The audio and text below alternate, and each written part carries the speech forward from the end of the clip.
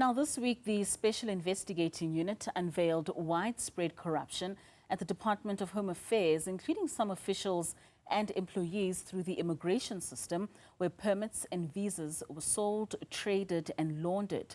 The investigation traced about 181 million rand of financial gain made by foreign nationals after obtaining fraudulent visas, and about 16 million rand in financial gain by officials. Other key findings were that officials used WhatsApp for fast-tracking or illegal approvals and laundering money through spouses' accounts.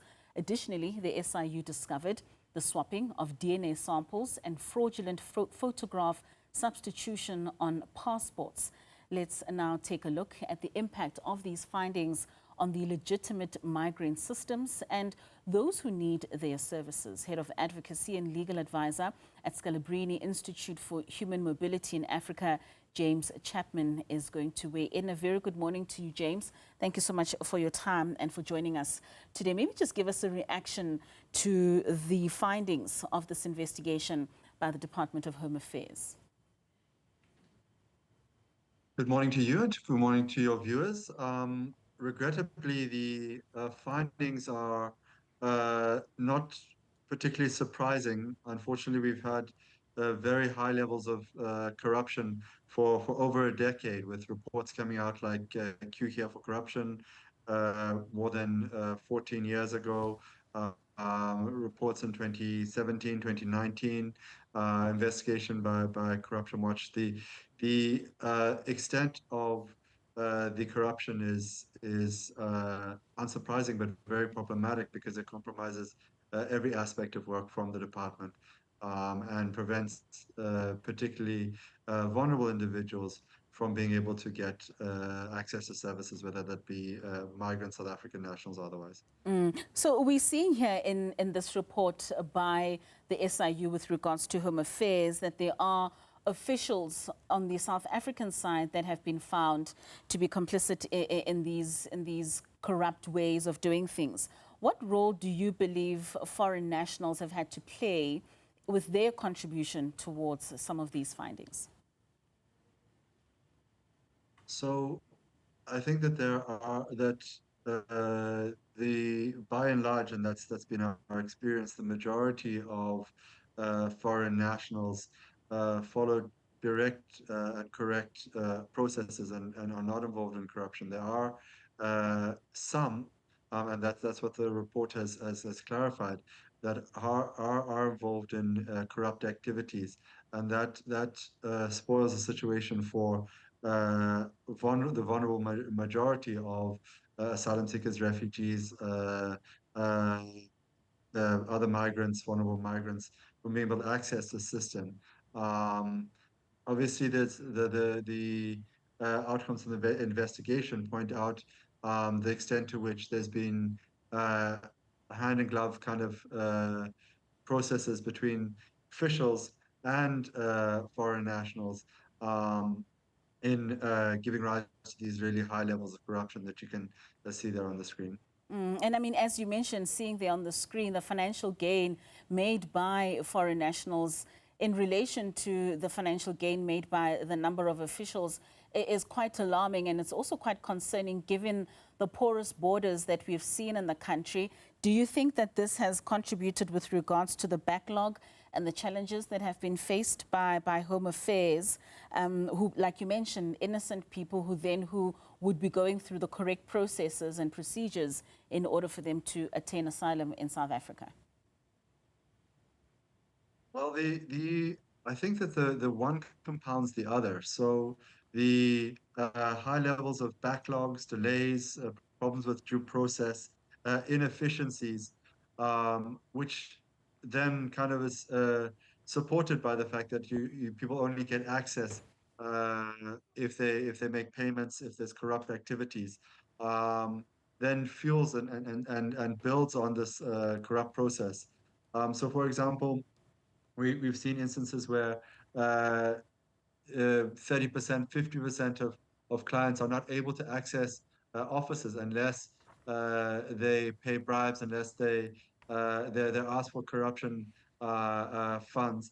And then you have a very efficient and slow process, which then feeds the kind of need and desperation sometimes for people, then paying to kind of jump the queue or address those backlogs and challenges. So I think the one regrettably sort of compounds the other. Um, and I mean, there are lots of ways and means of addressing it. But yeah, it has results on the high levels. Most certainly. The draft white paper on immigration has now recently been closed in terms of those submissions. What were your submissions as an institution, as an NGO? What did you submit and what are you looking to see come out of that draft white paper? So I think that there's some really great positives that are put forward by that draft white paper in terms of digitalization, in terms of ensuring that everybody who enters the country, their records, their biodata is taken down, so that you really have a good and clear idea of the population that is present. There's also universal birth registration, and some potential improvements to address statelessness. Our submissions, though, talk to the immense problems, particularly within the asylum refugee system, the backlogs, the denial of access, the problems with processing, now the removal of access to permanent residence pathways. And so all of these shifts and changes uh, make it even more difficult and more challenging to be documented, to be regularized, and to get correct documentation and protection.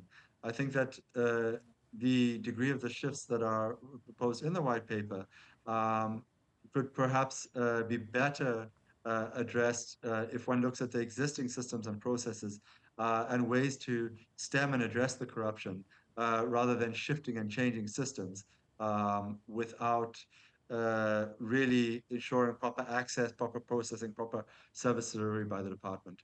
And where do you think the low-hanging fruit lies in order for us to get a grip of this corruption as well as the immigration system and what we're seeing on both ends, be it that of the porous borders or the struggles that are faced by those that are looking to seek asylum? I think really simple things like uh, putting really clear notices up saying that all services from the department are free.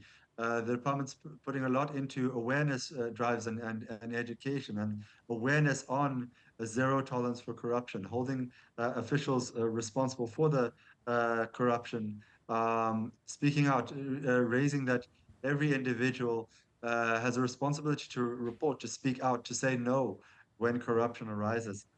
I think that, for example, there's no access to asylum transit visas for people who flee persecution, war, and violence. If there was proper access and proper awareness and information at ports of entry, that would help stem corruption. If there was amnesty because of substantial delays that are in large part also on the part of the department, and regularization, particularly in the asylum system, but also within the immigration system, that would make it such that people could come forward, get themselves documented, and then would take the wind out of the sails of any corruption. Because if you have free services that are being delivered properly, there is no feeding ground for corruption to take place. All right, James Chapman, thank you so much for your time and for joining us this morning. That's the Head of Advocacy and Legal Advisor at Scalabrini Institute for Human Mobility in Africa.